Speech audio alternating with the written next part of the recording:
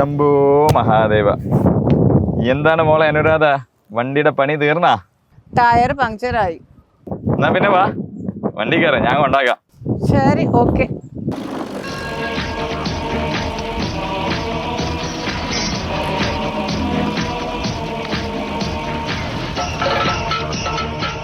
ഡോക്ടറെ നമസ്കാരം.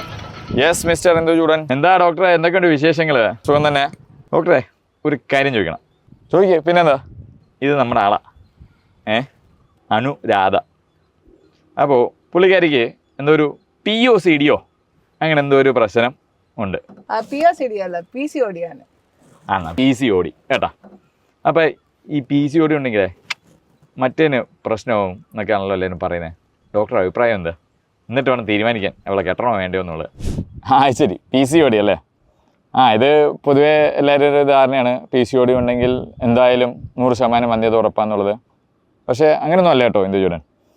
അപ്പോൾ മറ്റേ പഠനങ്ങൾ നോക്കുകയാണെങ്കിൽ വന്ധ്യത ഉള്ളവരിൽ ഏറ്റവും കൂടുതൽ കാരണം കാണുന്നത് PCOD ആണ്, ഒരു 70-80% ആൾക്കാർ. പക്ഷേ PCOD ഉണ്ടെങ്കിൽ 100% വന്ധ്യത ഉറപ്പാണെന്നുള്ള കാര്യത്തിനകത്ത് അങ്ങനെ ഇല്ല. എൻ്റെ ഭാര്യയ്ക്ക് PCOD ഉണ്ട്, ഞങ്ങൾക്ക് 2 കുട്ടികളാണ്. ഒരു ചികിത്സ എടുക്കാതെ 2 കുട്ടികൾ ജനിച്ചത് ഇപ്പോൾ സ്കൂളിൽ കൊണ്ടാക്കിയിട്ട് വന്നുകൊണ്ടിരിക്കുക.